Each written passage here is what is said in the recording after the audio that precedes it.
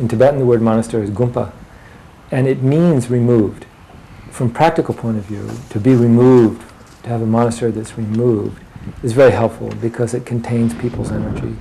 And so once you're here at Gampo Abbey, we're so far away from anything that our minds pretty much stay here. And it also means that we're away from the distractions and the entertainments of a city. Now, why Gampo Abbey in the Maritimes or in Cape Breton Island? It was because we wanted to be close to the center of the community, which is in Halifax.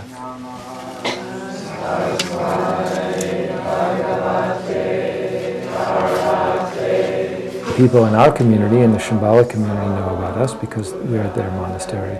Our resident teacher, or our main teacher, is Pema Chodron, and she's well known all over the world, and so people learn about Gampo Abbey through her talks, and also her books.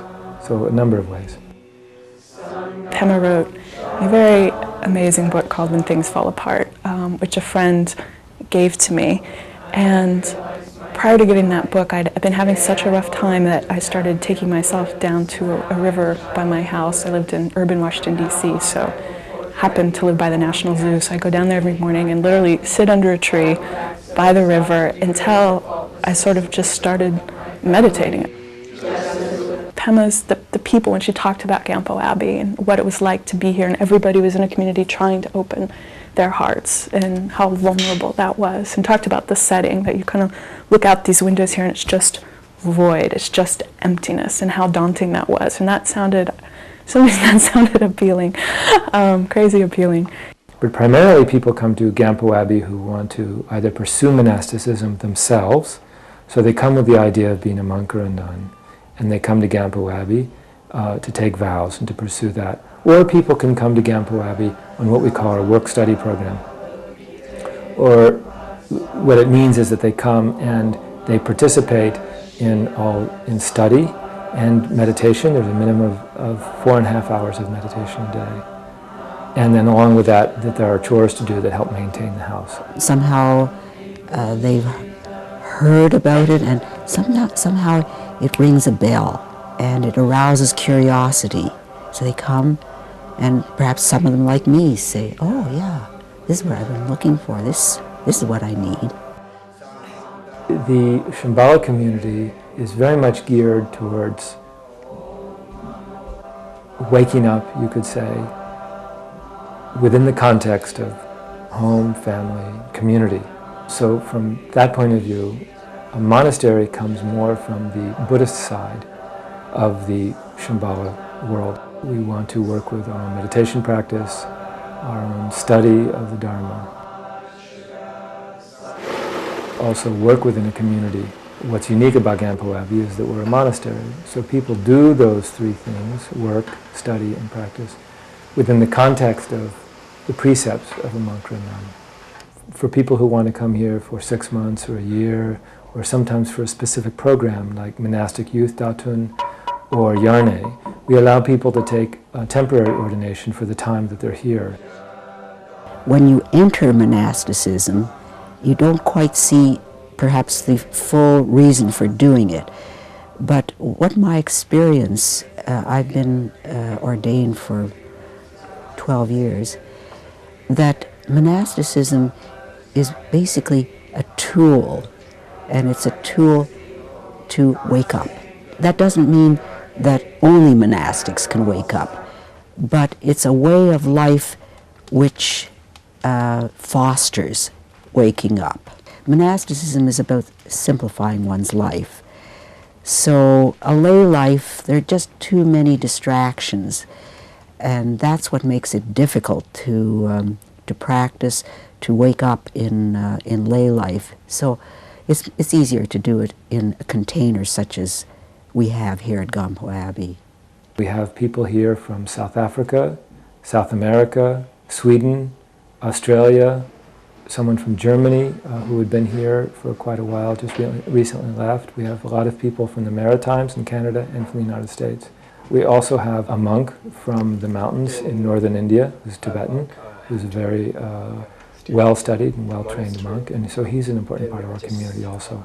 At Gampo Abbey we live in community, and we are faced with working very closely with other people. We practice a great deal, we study, so our path moves along more quickly. We're faced with mirrors all around us that mirror our minds, and so we have no choice but to look at our minds, which is what the Buddhist path is all about. Most of the students we have in our Shedra are temporary monastics. Most of them have taken monastic vows for 1 year. So the value of that is that somebody who may eventually choose to go back and live a householder life has an opportunity for that period of time to really taste renunciation, to taste a settling of their minds, to dive into this wealth of Dharma, and that never leaves them. At some point they will leave Gampo Abbey and return to householder life and be enriched for the rest of their lives by that experience. Because there's a very kind, loving environment, energy, some quality you can feel like walking in your best ideal grandma's house that I've never found anywhere else. So there have been whole swaths of people that have come and have left since I've been here.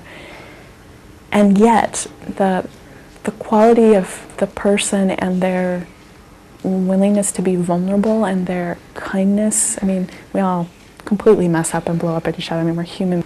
The tryingness of it has been consistent through all these different groups of people, which is just stunning. You know, it's something about what the place enables somebody to do. They're really, really everybody, we're sitting here now in Yarne, 8 hours a day or something, it's like sitting on our rear ends on a cushion, but something really does open.